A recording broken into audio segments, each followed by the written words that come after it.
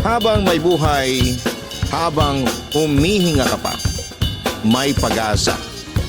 Ang kailangan mo lamang gawin ay maniwala. First of all, ay gusto ko muna kitang batiin ng isang napakagandang araw at sa bumubuo ng Papa Dudut Story sa YouTube. Ganon din po sa inyong mga masusugid na taga-subaybay. Although not everyday ay nasusubaybayan ko ang inyong programa, ay sobra naman akong nai-excite at nai-inspired every time na may napapakinggan akong totoong kwento ng buhay, and the best thing, I learned a lot from it.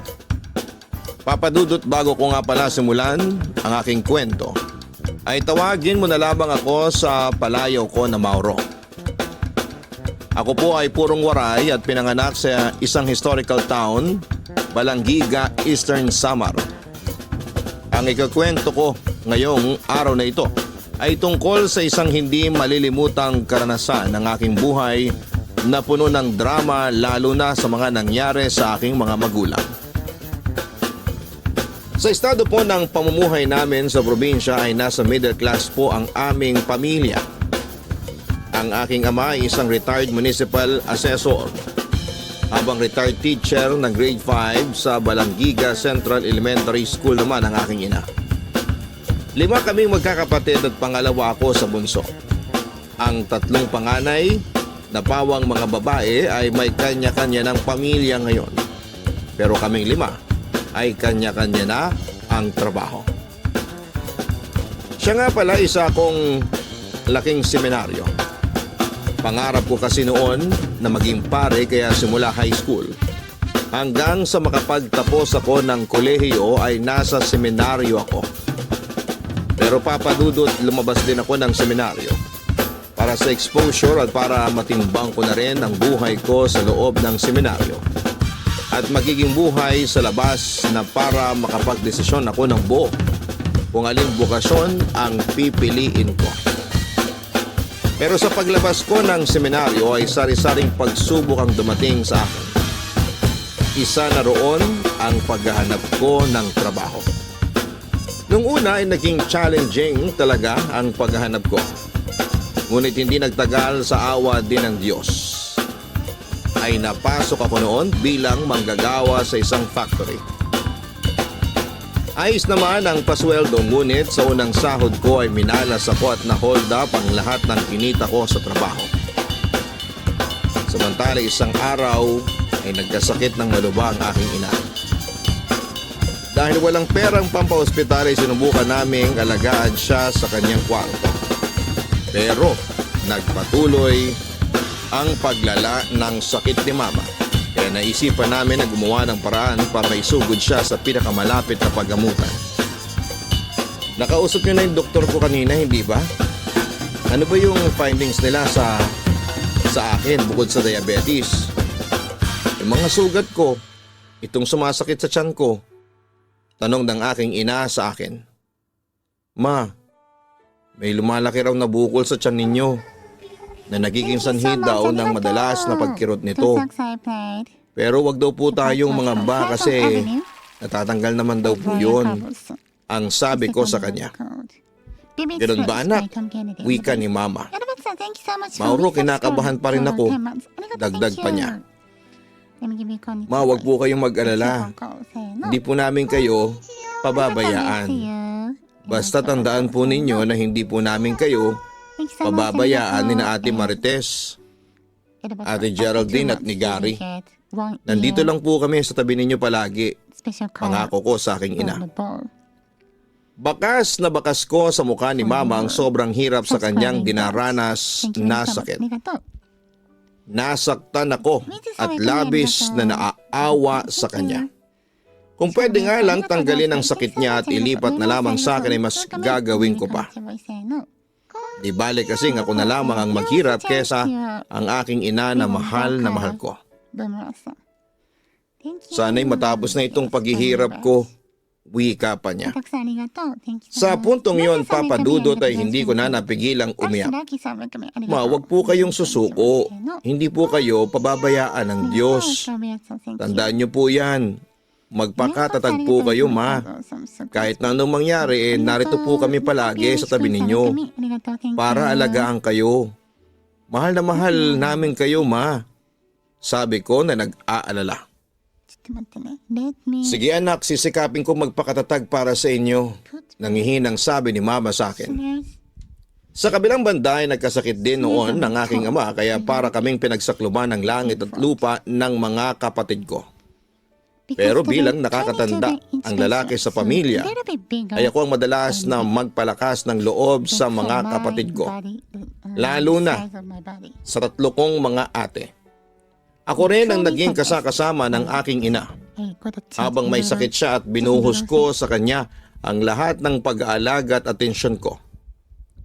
Papa Dudut, hindi ko rin pinabayaan noon ang ama ko. Pinagtulungan talaga naming magkakapatid ang pag-aalaga sa kanya dahil mas nangangailangan siya noon ng atensyon dahil sa sakit niya. Pero hindi pa gumagaling noon ang aming ama nang dumating ulit sa kanya ang isa pang matinding pagsubok. Na-stroke si Papa kaya sobrang devastated kaming magkakapatid. Pagka-uwi ko galing sa trabaho ay si Papa agad ang pinuntahan ko. Naabutan ko sa kanyang kwarto ang ate ko.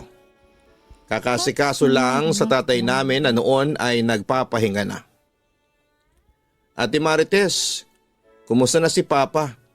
Tanong ko sa aking kapatid. Hindi pa rin okay, tugon ni Ate Marites. Ano bang mga pagsubok itong dumarating sa pamilya natin?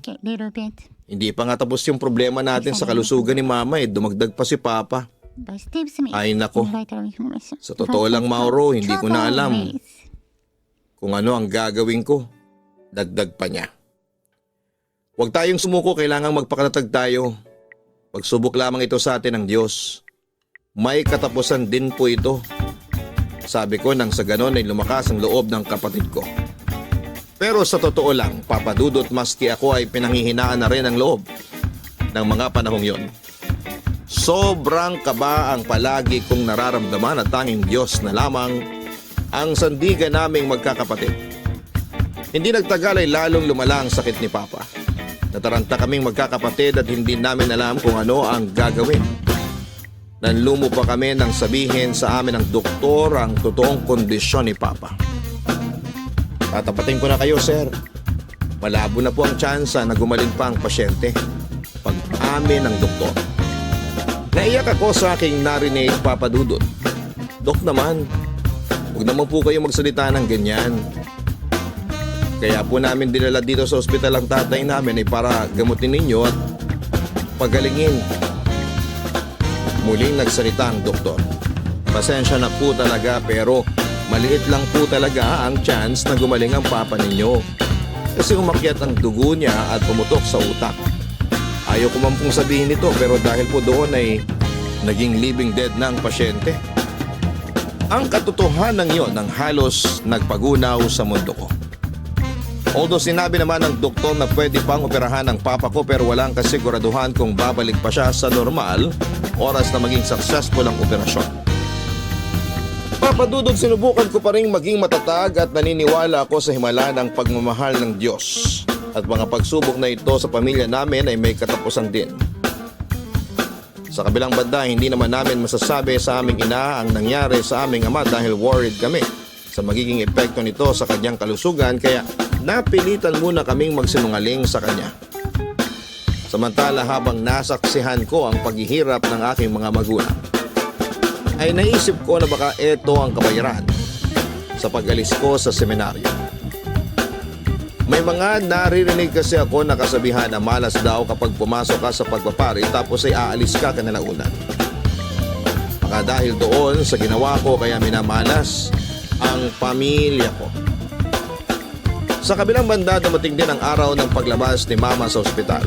At doon namin napagpasyahang magkakapatid na kailangan na namin sabihin kay Mama ang katotohanan tungkol sa kalagayan ng aming ama. Habang pauwi papunta sa ospital kung saan nakaratay si Papa ay nagsalita si Mama sa akin. Pasensya ka na anak ha. Kung nagiging pabigat na ako sa inyo. Nahihiya at naiiyak na wika niya. Naawa na kasi ako sa inyo. Kahit na hindi ninyo sabihin alam ko na nahihirapan na kayo sa sitwasyon natin. Agad ko naman siyang pinakalma. Huwag nyo na lang po yung isipin. Kahit kailan po hindi kayo naging pabigat. Basta kahit na anong mangyari sama-sama po nating harapin ang pagsubok na ito sa pamilya natin. Hinawakan niya ang aking mga kamay bago muling nagsalita Papa Dudut. Alam mo Mauro, sa lahat ng mga anak ko, ikaw ang pinakamalakas ang loob. Ikaw rin ang nagpapalakas ng loob ng buong pamilya. Ma, yan po kasi yung tinuro sa amin noong nasa seminaryo ako. Sa buhay daw dapat maging positibo ka palagi. At saka lahat ng problema may solusyon. May katapusan din. Niisip ko na lang po na hindi naman habang buhay maiipit tayo sa ganitong problema. Magtiwala lang po tayo sa Diyos. Hindi po niya tayo pababayaan. Ang sabi ko naman sa kanya. Samantala nakarating din kami sa loob ng ospital kung saan nakasalubong namin si Ate Marites at isang doktor. Doon nalaman namin buong buti ng kalagayan ni Papa dahil successful ang operasyon. Kahit papaano nakahinga kami ng maluwag ni Ate Marites. Pero si Mama ay patuloy pa rin sa pag-aalala. Nakita kong hinagkan ni Mama ang asawa niyang nakaratay sa kama saka nagsalita. Inyeng asawa ko, naririnig mo ba ako? Magpagaling ka ha, lumaban ka, huwag kang susuko kasi ako, lumalaban ako para sa inyo. Palagi kitang ipagdarasal na sana'y bumuti ang kalagayan mo. Palagi mong tatandaan na mahal kita. Naiyak naman ako sa sinabi niyo ni Mama sa aking ama. Maya-maya nagsalita sa amin si Mama. Alam niyo mga anak, kaya desidido akong lumaban sa sakit ko kasi gusto ko kayong makasama. Gusto kong makita na masaya at buo ulit ang pamilya natin. Gusto kong maranasan ulit yung sabay tayong kumakain sa mesa tapos nagtatawanan at nagkwekwentuhan. Gusto ko ring maranasan ulit na sabay tayong namamasyal sa labas o di naman kaya nagsisimba tayo na magkakasama. Sana'y matapos na ang pagsubok na ito sa pamilya natin. Papadudot madalas naming ipagdasal sa Diyos na sana'y gumaling na ang aming mga magulang lalo na ang aming ama. Alam naming mahal kami ng Diyos kaya hindi kami nawawala noon ng pag-asa. Na isang araw ay paghihimalaan niya ang aming pamilya. Papadudot hindi kami nawala ng pag-asa sa himalang maaaring ibigay sa amin ng Diyos para sa aming pamilya. Madalas kaming mag-pray over para sa kagagaling ng aming mga magulang. Pero ilang araw at linggo ang lumipas ay lalong lumala ang sakit ng aming mga magulang. Lalo na nga ang aking ama na nooy diniklara ng brain dead ng mga doktor. Kaya nawala noon ang pag-asa ang mga kapatid ko at tinanggap na nila ang katotohanan kahit na masakit pa sa kanilang kalooban. Isang araw pag-uwi ko galing ng trabaho ay nagulat ako nang makitang may nakasabit ng itim na tela sa gate ng aming bahay. Agad akong pumasok sa loob at naabutan ko ang mga kapatid ko na nag-aayos ng aming sala. Naglagay sila ng altar sa loob at nagsidatingan ng mga bulaklak ng patay. Dahil dito ay agad ako naalarma at nagtanong, Ate, bakit ganito yung ayos ng altar? Bakit may kurtina na tapos may mga bulaklak ng patay? Anong ibig sabihin po nito ate?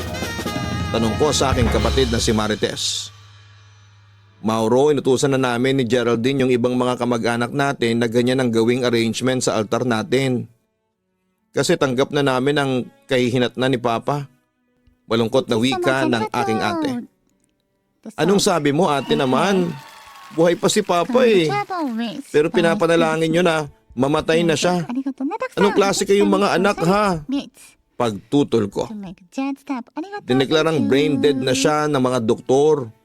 Sabi ni Ate Marites na may kaunting pagtaas ng kanyang boses. Oo, alam kong brain dead na si Papa. Pero hindi ko kayang tanggapin ang katotohanan kaya patuloy pa rin akong umaasa ng himala ng Diyos. Walang imposible sa Diyos ate. Ang sabi ko pa. Umaasa ka ba sa himala? Ang tanong kailan maghihimala ang Diyos na pagalingin si Papa? Bukas sa makalawa, sa susunod na linggo, buwan o taon? Ang tanong, paghihimalaan ba talaga tayo ng Diyos?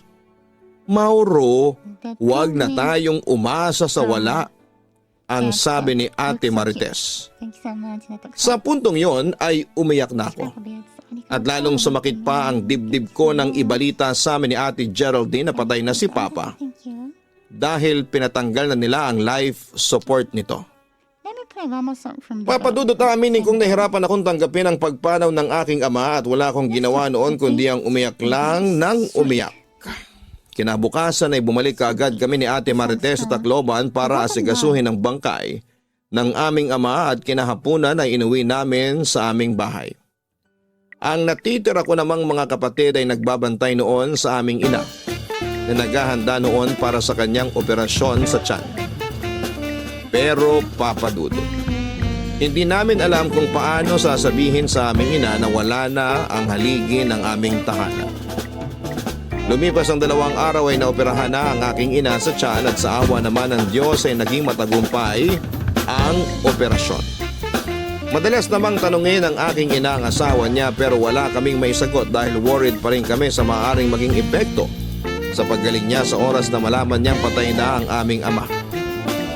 Pero papadudot, dumating din ang araw na kailangan na naming may pagtapat sa aming ina ang katotohanan. Kasama namin noon sina Tita Ewin, ipinagtapat namin kay Mama na wala ng aming ama. Naluha siyang ngunit na natiling matatag. Tila tanggap na niyang nangyari sa kanyang asawa. Bakit hindi niyo agad sinabi sa akin ang katotohanan? Tanong ni Mama sa amin. Samantala ako na ang sumagot. Ma, nagawa po namin yon kasi ayaw po namin kayong mag-alala. Naniniwala po kami na makakaapekto sa paggaling ninyo kung sakaling malaman ninyo ang totoong kalagayan ni Papa. Sumingit naman si Tita Ewin. Sana'y mapatawad mo kami, Mary. Ginawa lamang namin yon para din sa'yo.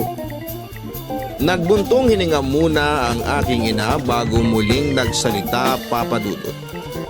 Huwag kayong mag-alala. Hindi ako nagagalit sa inyo. Naiintindihan ko kayo at saka alam ko na rin naman na patay na si Inyeng. Kada 3:00 kasi ng madaling araw ay binibisita ako ni Inyeng at minamasahin niya ang buong katawan ko. Alam ko nang kaluluwa lang niya yun. Hindi na lang ako nagsasalita tungkol dun kasi ayaw ko pang matakot kayo. Lalo ka na, Ewin, patatakutin ka pa naman. Kwento ng aking ina. Baka naman nananaginip lang po kayo, Ma. Ang sabi ko naman. Muling nagpatuloy si Mama. Hindi ako nananaginip, Mauro.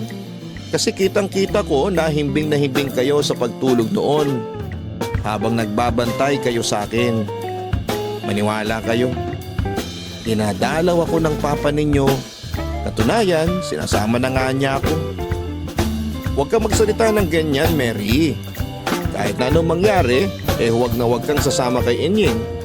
Hindi ka pa dapat na mamamatay, ang sabi pa ni Tita Ewin.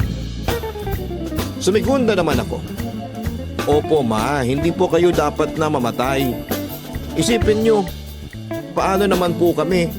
Ako, si Gary, si Ate Marites, si Ate Geraldine at Ate Ginalyn. Lahat kami nagmamahal sa inyo. Kapag nawala po kayo, siguradong malulungkot kami. Pero Papadudot, tingin ko noon kay Mama ay handa na siyang sumama sa aking ama na siya kong kinakalungkot. Malalaki na kayo. Sina Geraldine at Ginalyn ay may sarili ng pamilya. Ikaw, Marites, stable na ang buhay mo. Ikaw, Mauro, maayos na ang buhay mo. Si Gary naman, kaya nyo na siyang tulungan sa pag-aaral niya. Kahit na mawala na ako, hindi na kayo mangangapapa sa buhay. Ang sabi pa ni Mama. Papadudot, ramdam na ramdam namin ang sakit sa aming ina dulot ng balita ang hinatid namin sa kanya. Pero pinilit niyang magpakatatag. At upang maibsan ang sakit ay hindi kami umalis na magkakapatid sa tabi ng aming ina hanggang sa pag-uwi niya sa bahay kung saan ay nakaburol ang aming ama. Samantala nang umuwi na si mama kasama ko ay nadatnan niyang nakaburol na sa bahay namin si papa.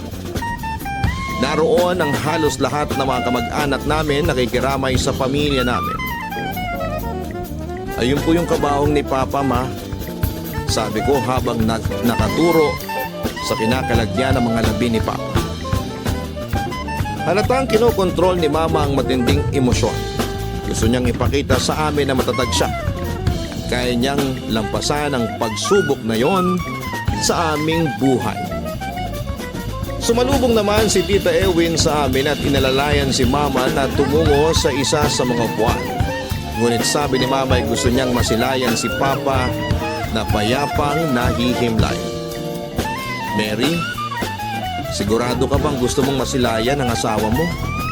Nag-aalalang tanong ni Tita Ewin kay mama. Ayos na ba ang pakiramdam mo? Kaya mo ba talaga? Kaya ko, tipid na tugon ng aking ina. Pagkatapos noon ay nasilayan ni mama si papa. Bagamat napaluha, pero hindi siya humagulhol. Agad ko namang nilapitan muli si mama para i-comfort. Ngunit habang pinagmamasdan ang labi ni papa ay nagsalita sa akin ang aking ina. Anak, kailan mo ba aayusin ang buhay mo? Tanong niya sa akin. Siyempre nagtaka ako sa sinabi niyang yun. Ma, ayos naman po ang buhay ko. Tugon ko. Ibig kong sabihin, yan ba talaga ang gusto mong maging takbo ng buhay mo? Hindi ka na ba papasok ulit sa pagpapare? Ma, ang totoo niyan, hindi ko pa po naiisipan na muling pumasok sa seminaryo. Sagot ko. Anak, hanggat maaga pa, ayusin mo na yung buhay mo. Kung may pangarap kang gustong tuparin, magsimula ka na. Alalahanin mong wala na ang papa mo. Yun ang huling sinabi ni mama sa akin noong araw na yon. Samantala, kinahapunan ay katulong ko sina Ate Geraldine at Ate Marites sa paghahanda ng pagkain para sa mga bisita.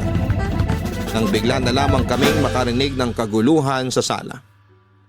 Nang puntahan namin ay nakita naming nakahandusay si mama sa may sahig. Ang sabi ng mga kamag-anak namin ay inatake daw sa puso ang aming ina. Mabuti na lamang at agad na binuhat ng mga kapitbahay at kamag-anak namin si mama para dalhin sa ospital.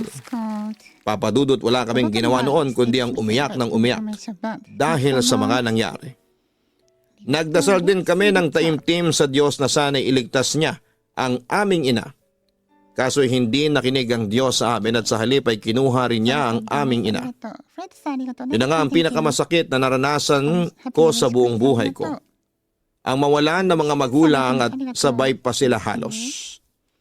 Nakakalungkot isipin na kapag nakaharap ka sa altar namin, pagtingin ko sa kanang bangkay ng aking ama at pagtingin ko naman sa kaliwa ay bangkay ng aking ina. Nang dumating ang araw ng libing ng aming mga magulang ay wala nang lumabas na luha sa aking mga mata. Marahil siguro ay ubos na. Punong-puno ang simbahan sa mga taong nakiramay at karamihan ay umiiyak. Sa kabilang banda habang tinitingnan ko ang kabaong ni Papa at Mama na magkatabi sa altar ay may naalala kong sobrang nagpa-touch sa puso ko. Papadudot, dyan din kasi sa altar na yan kinasal at nagsumpaan hanggang kamatayan sina Mama at Papa na magsasama at yun nga ang tinupad nila, ang kanilang sinumpaan. Namatay sila nang dahil sa sobrang pagmamahal sa isa't isa. Sa fairy tale ko lang nababasa ang ganitong klase ng storya na hanggang kamatayan, na pagmamahalan at hindi ko inakala na mangyayari pala sa totoong buhay at sa mga magulang ko pa. Lumipas ang ilang taon at dahil sa sobrang pangungulila sa mga magulang ko ay naging pasaway ako. Naghiwalay kami noon ng aking girlfriend na si Emma dahil sa link na ako sa iba't ibang babae. Bukod pa sa pag-inom ko at pagiging sugarol, halos sirain ko na noon ang buhay ko dahil sa pagre-rebelde sa Diyos. Pero papadudot kinalaunan ay narealize kong mali ang ginagawa ko at minabuti kong magbago. Lumuwas ako papunta ng Maynila para hanapin ang sarili ko. That's really popular. Papadudot, nang dumating na ako sa Maynila ay nakahanap ako ng trabaho bilang officer in charge ng security sa Walter Mart, tapos ay naging administrative officer ako sa Makati Shangri-La Hotel. My favorite At sa ngayon ay nagtatrabaho na as accredited salesperson sa Power Homes Realty, Someday my prince will na nag-o-offer ng house and lot at condominium units ng iba't ibang developers sa part ng Cavite, Batangas at Laguna. Papadudot, dito ko na po inilaan ang pag-asa kong umasenso sa buhay sa paghahanap ng mga clients na interesadong mag-invest ng property dahil pinangako ko sa sarili ko na hindi ako uuwi sa amin hanggat hindi ako umaasenso. Sa ngayon ay hindi pa rin ako sigurado kung ano talaga ang bukasyong nakalaan para sa akin. Hindi pa rin naman close ang utak ko na baka bumalik sa seminaryo, basta ang importante sa akin ngayon ay masaya at porsigido akong umasenso sa trabaho ko. Isa lang ang motto ko sa buhay: as long as I breathe, I hope. Samantala, masaya na rin ang buhay ng mga kapatid ko at may kanya-kanya na silang pamilya ngayon.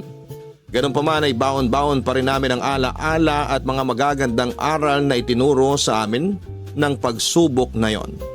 Hanggang dito na lamang po ang kwento ko at sana po ay na-inspire po kayo. Maraming salamat and God bless sa inyong lahat. Lubos na nagpapasalamat, Mauro.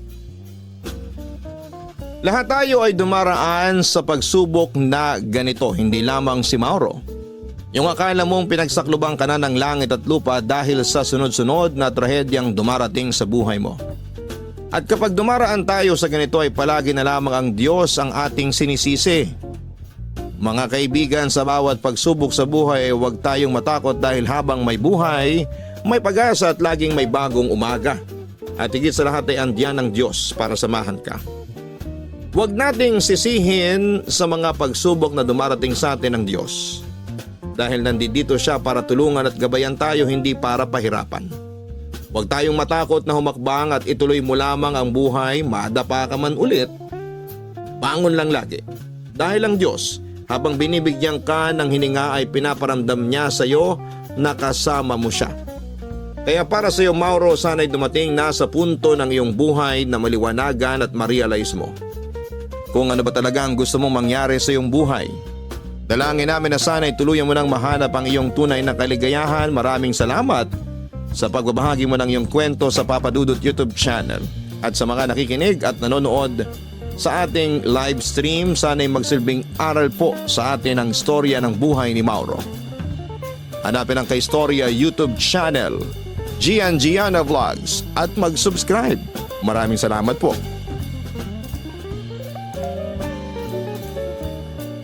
Isang magandang gabi sa inyong lahat, lalo na sa mga masusugid na tagapakinig ng inyong YouTube channel. Bagamat hindi ako madalas na online ay natuklasan ko ang inyong channel sa pamamagitan ng mga kaibigan kong matagal nyo ng subscriber. Sila ngang nagmungkahi sa akin na ibahagi ko raw ang aking istorya nang sa gayon ay makapagbigay ng kaunting inspirasyon sa mga taong nakakaranas ngayon ng kirot sa puso ng dahil sa pag-ibig. Siya nga pala, Papa Dudut, tawagin mo na lamang ako sa pangalang Ramal. 35 years old na sa ngayon at nagtatrabaho sa isang insurance company. Sisimulan ko ang aking kwento many years ago. Noong panahong nagbibinata pa ako, that time ay meron akong crush na isang babae, si Trish. Kaibigan at kababata ko siya. Pero noon pa lamang ay labis na ang paghanga ko sa kanya. Ngunit ang paghangang yon ay kinimkim ko dahil ayaw ko noong samantalahin ang aming pagkakaibigan. Lumipas sa mga taon at lalong tumindi ang paghanga ko sa aking best friend. At nang makapagtapos kami sa kolehiyo, ay nahubog ang paghanga ko kay Trish at nauwi yon sa pagmamahal. Pero Papa Dudut, hindi pansin o alintana ni Trish ang pagmamahal kong yon sa kanya. At sa halip ay isang lalaki ang kanyang minahal. Masakit yun sa akin pero kasalanan ko yon. Torpe kasi ako. Pero sa paglipas ng panahon ay lalong sumisidhi ang damdamin ko sa kanya. Kaya unti-unting nawala ang pagkatorpe ko at kinalaunan ay nagkaroon ako ng lakas ng loob upang ligawan ko siya. Trish, mahal kita. Sa totoo lang ay matagal ko nang gustong ipagtapat sa iyo ang nararamdaman ko, pero nahihiya ako pagtatapat ko sa kanya isang araw. Pero tumingin siya sa akin ng malungkot. Nakaramdam kagad ako ng kaba. Parang alam ko na kasi ang kasunod noon. Sorry Ramal, pero kaibigan lamang ang turing ko sa iyo. At saka may iba na akong mahal, si Paul. Pag-amin ni Trish sa akin. Nasaktan ako pagkarinig ko sa katotohanan yon. Huli na pala ako.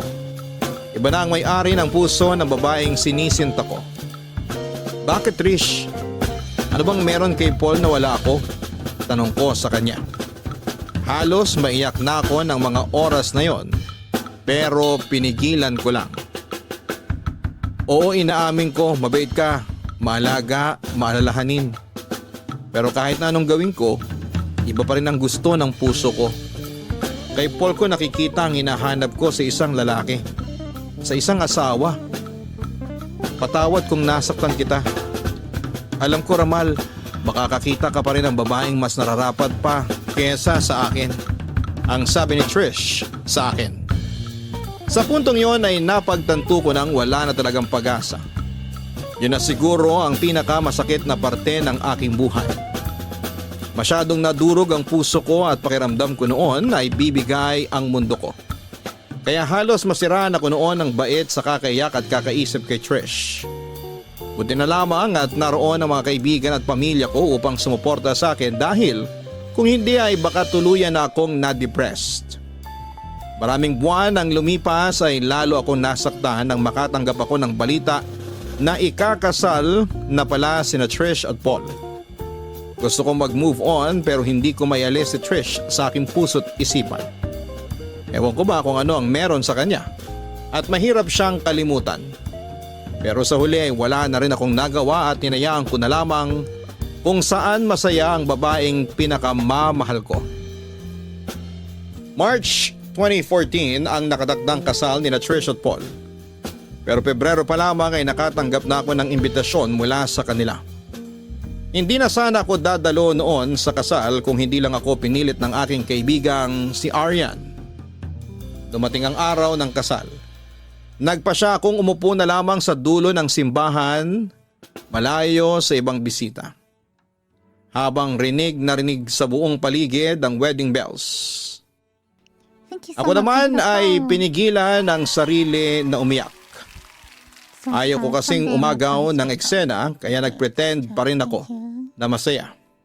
Pero papadudot ayaw paawat ng mga luha ko sa mata at pasimpleng tumulo sa aking mukha. Ramal, umiiyak ka ba? Thank you.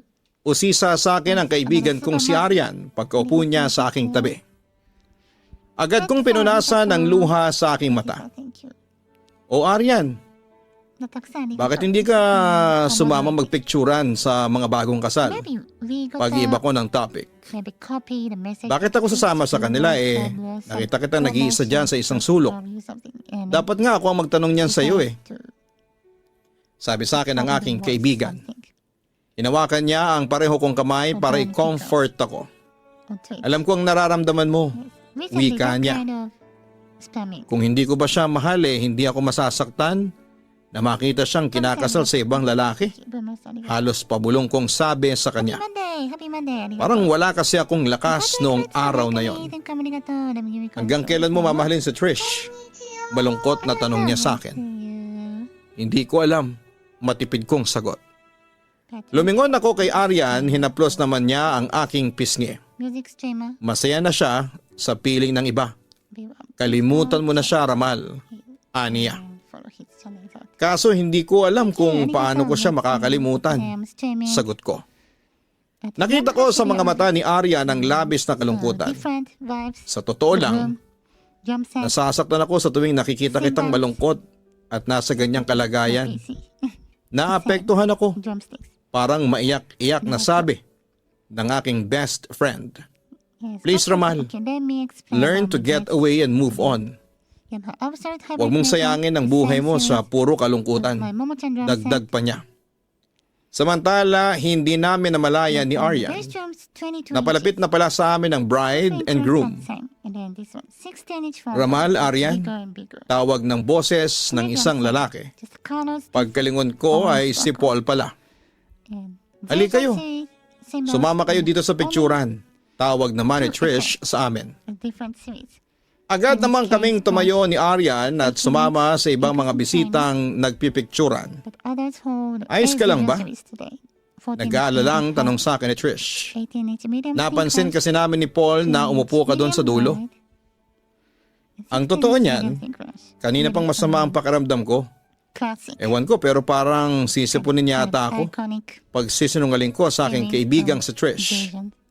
Pero ayoko namang mawala ako sa special occasion ninyo mag-asawa.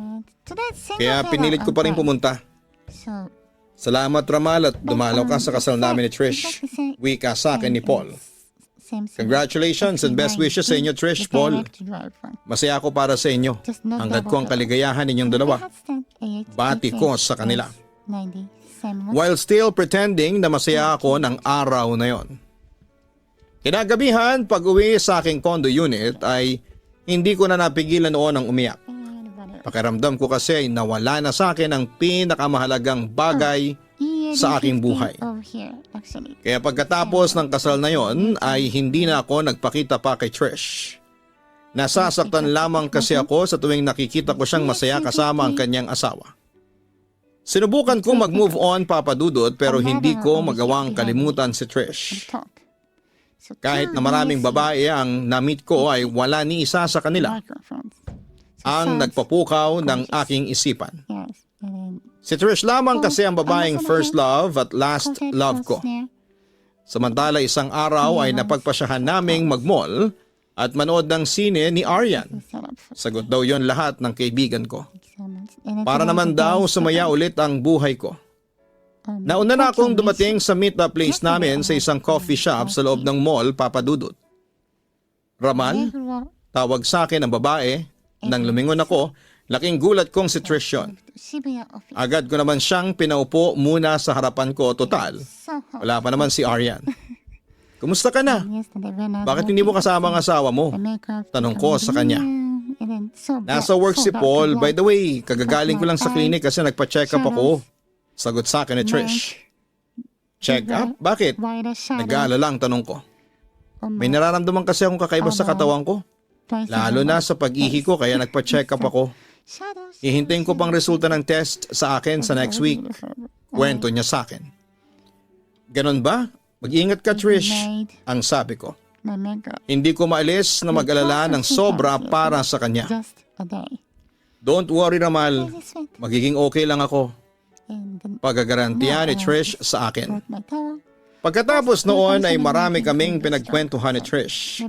Simula nung magpakasal sila ni Paul. Kitang-kita ko talaga sa kanya na masayang-masaya siya sa piling ng kanyang asawa. Hanggang sa mapunta ang usapan namin kay Aryan. Kumusta naman kayo ni Aryan? Tanong sa akin ni Trish. Eto, going stronger pa rin ang pagkakaibigan namin ni Aryan.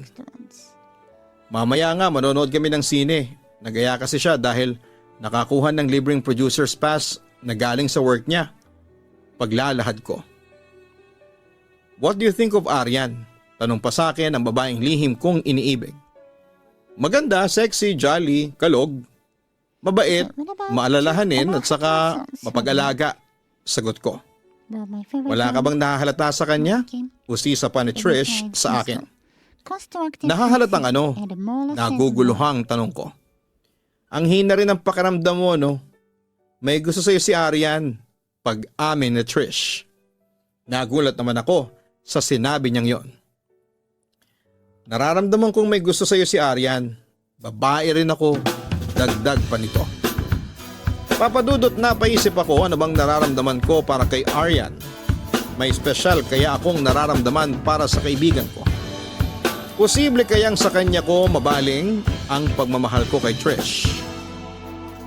Napabuntong hininga ako Sa ngayon, kaibigan pa lang nararamdaman ko para kay Arian.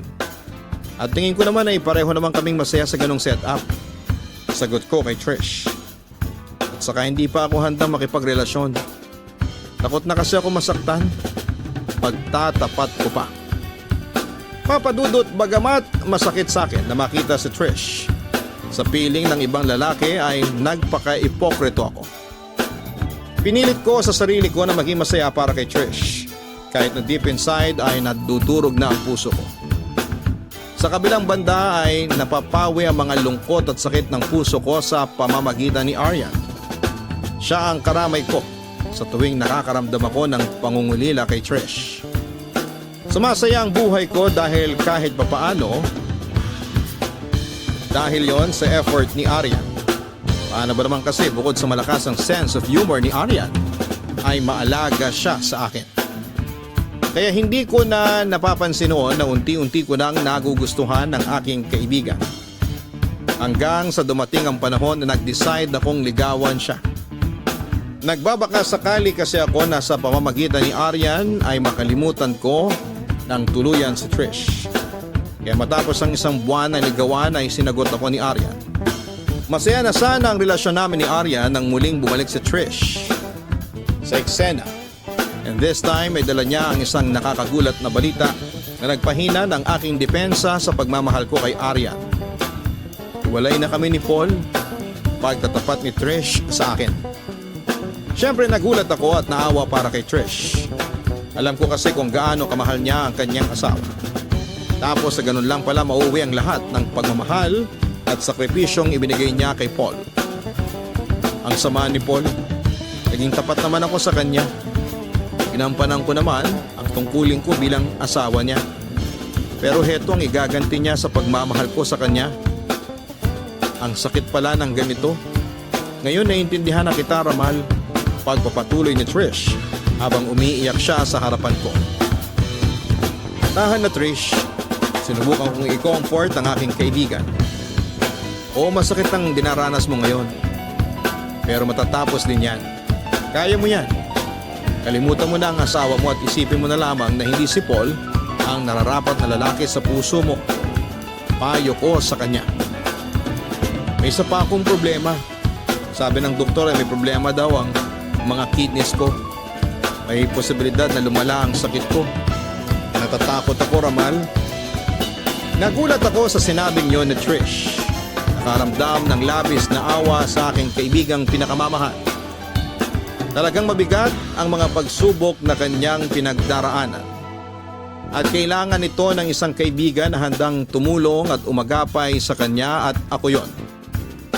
Simula nang malaman kong nakipag-iwalay na si Trish sa kanyang asawang si Paul, ay sinamantala ko na ang pagkakataon upang muling magkalapit kaming dalawa. Araw-araw akong nakikipag-text sa kanya at palagi ko siyang inaayang lumabas. Nang mga panahong yon ay nabura ko na sa aking isipan na may girlfriend ako sa katauhan ni Arian. Pero wala akong pakialam noon.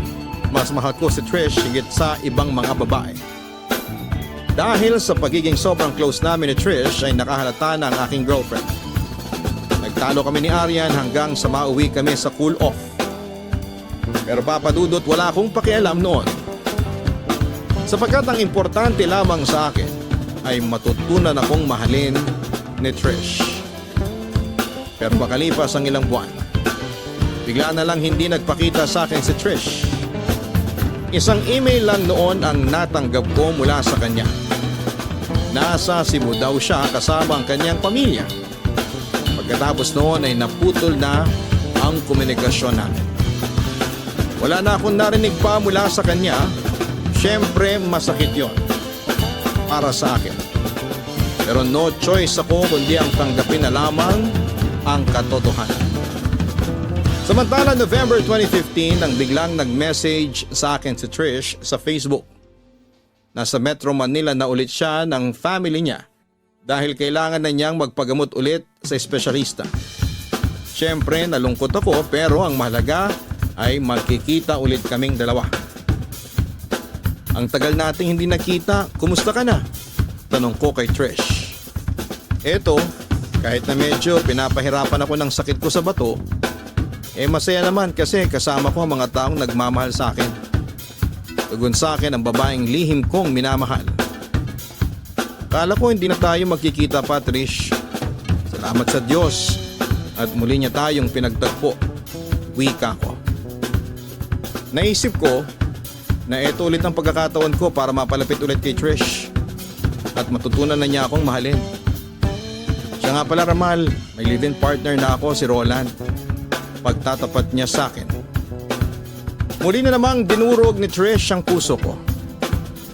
Minsan ay hindi ko maiwasang tanungin ang sarili ko kung bakit hindi niya ako makuhang mahalin. Binigay ko naman ang lahat ng klase ng pagmamahal sa kanya. Pero sa ibang lalaki pa rin siya naghahanap ng pagmamahal. Tinanong ko rin sa sarili ko kung saan ako nagkulang. Alam ko ang pagmamahal natututunan. Pero bakit hindi ako matutunang mahalin ng babaeng mahal ko? Papadudot, simula noon ay halos mawala na ako ng pag-asa kay Trish. Kulang na lang na lumuha ako ng dugo. Sobrang pighati at pagkabigo ko sa pag-ibig. Sa tulong naman ng aking kaibigan at kamag-anak ay medyo nababawasan ang hapdi at kirot sa puso dulot ng kabiguan ko kay Trish. Sinubukan ko muling mag-move on at pinilit kong tanggapin sa aking sarili na baka nga hindi kami ang itinadhana para sa isa't isa. Samantala, tinuloy ko pa rin ang pagiging mag-best friends namin ni Trish. Doon ko na rin nakilala si Roland at naging kaibigan.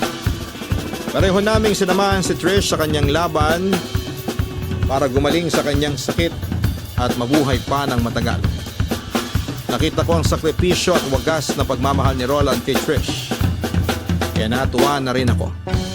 Hindi man ako ang nakatuluyan ni Trish, at least ay panatag ang kalooban ko na nasa mabuting kamay ang babaeng aking pinakamamahal. Pero papadudo. Nagpatuloy pa rin ang paglala ng sakit ni Trish. Hanggang sa isang gabi ay nabalitaan ko na lamang na biglang sinugod siya sa ospital. Ilang araw nang na-confine si Trish dito sa ospital. Sabi ng doktor ay malala na raw ang sakit niya sa bato.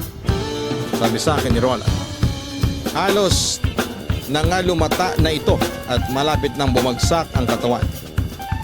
Roland, alam ko nang pinagdaraanan mo. Pero kailangan mo ding alagaan ang sarili mo. Kailangan mo rin magpahinga. Suhestyon ko sa kanya. Pero paano ako makakapagpahinga kung ganyan ang kalagayan ng aking asawa? Naiiyak na wika ng live-in partner ni Trish. Magtiwala ka sa akin. Habang nagpapahinga ka, ako ang bahala kay Trish. Babantayan ko siyang mabuti. Paggaranti ako sa kanya. Salamat, Ramal. Buti talaga at nandiyan ka palagi para kay Trish. Kasi sa totoo lang, hindi ko na alam ang gagawin ko. Pagpapatuloy pa ni Roland. Niyakap ko ang lalaki para mapakalma ito. Kinalaunan ay nakumbinsi ko rin siyang magpahinga. Kinabukasan ay maagang nagising si Roland para siya naman ang humalili sa pagbabantay kay Trish. Pinagpahinga muna niya ako.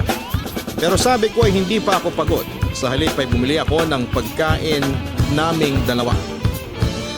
Pagbalik ko ay nadatnang ko si Roland na inaasikaso ang kanyang gising ng asawa. Di nagtagal ay muling nagpahinga at natulog si Trish. Habang kaming dalawa ni Roland ay matyagang nagbabantay sa kanya. Mahal na mahal ko si Trish. Hindi ko kayang mawala siya sa akin. Sana gumaling na siya. Nag-aalalang wika ni Ronald habang pinagmamasdan ang natutulog niyang asawa. Naintindihan kita. Maski ako, ayaw ko rin mawala si Trish. Roland, pagtulungan natin ito. Ipagdasal natin si Trish na sana'y pagalingin siya sa kanyang sakit. Ang sabi ko habang kinocomfort ko ang aking kaibigan. Basta lakasan lang natin ang loob natin. Naniniwala ko malakas ang fighting spirit ni Trish. Hindi niya hayang malungkot ang mga mahal niya sa buhay.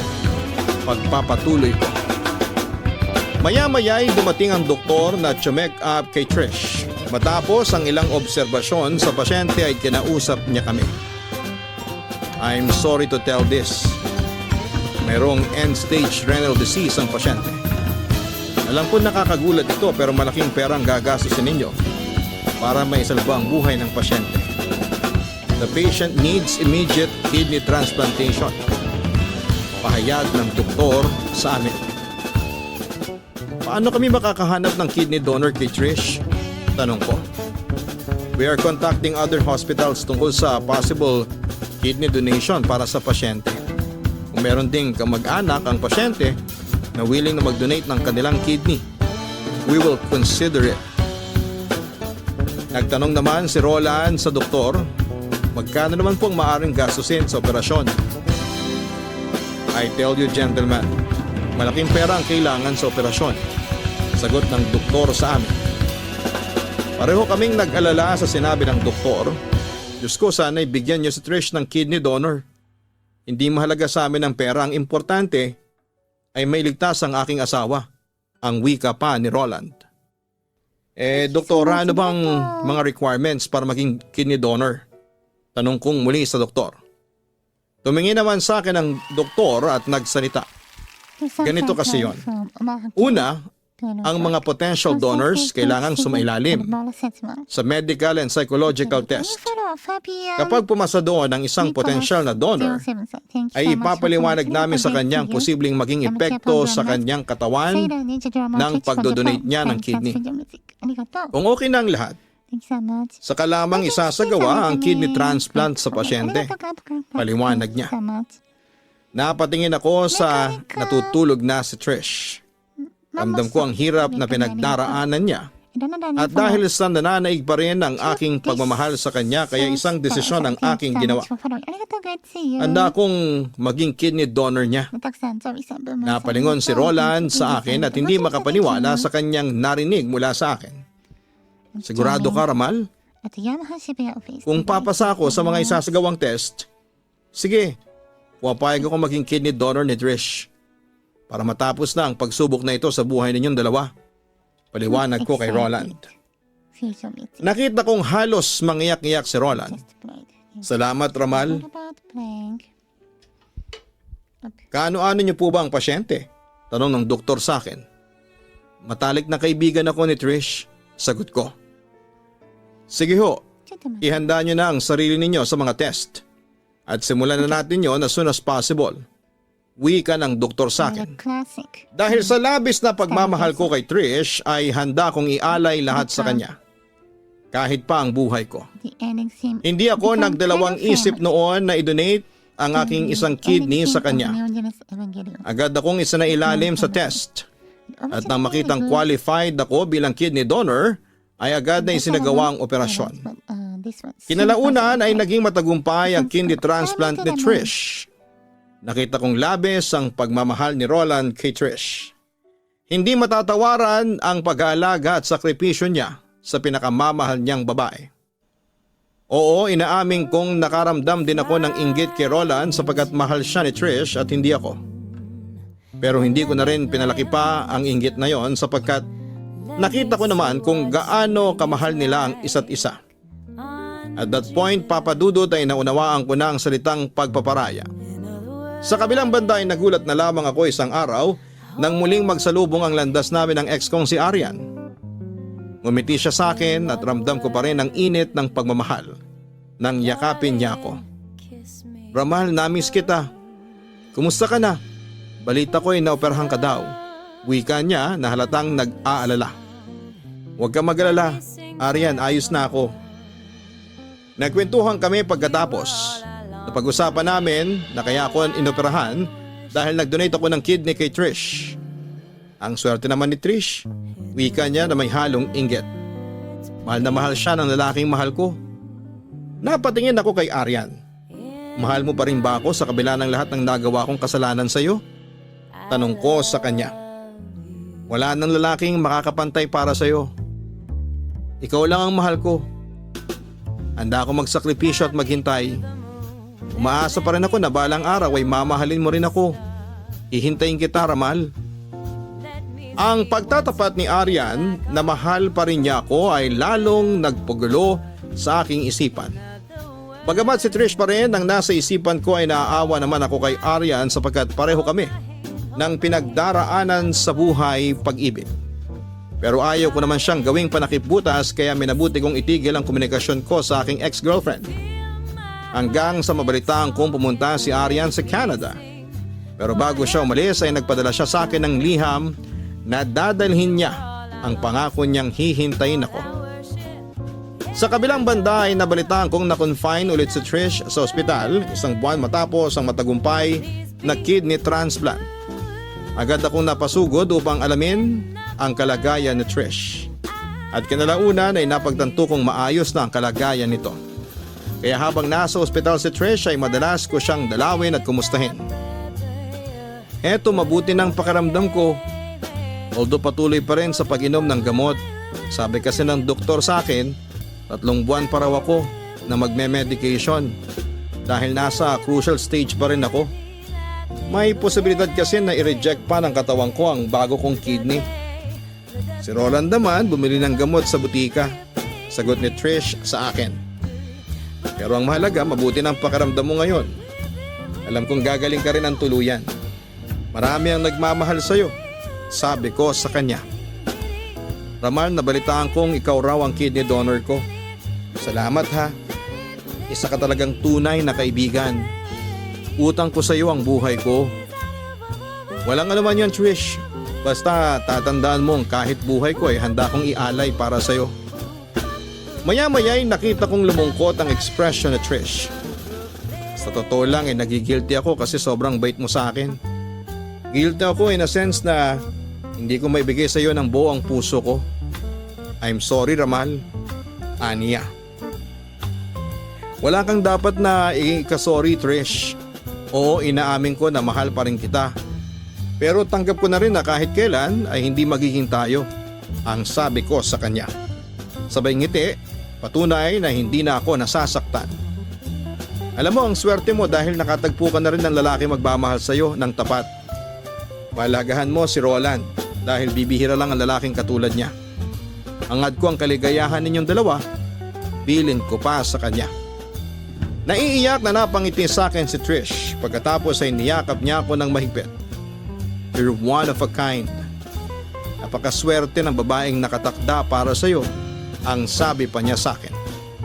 Tumango ako at gumanti ng yakap sa kanya. Yun ang huling beses na mayayakap ko ang babaeng pinakamamahal ko.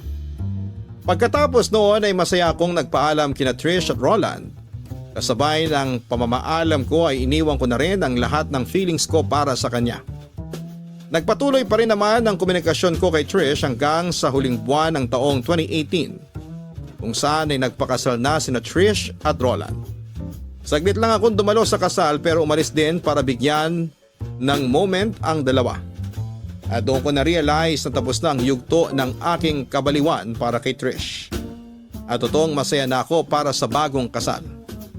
Sa kabilang banda naman, taong 2019 ay nagulat na lamang ako nang tawagan ako ni Arian para ibalitang muli siyang uuwi ng Pilipinas.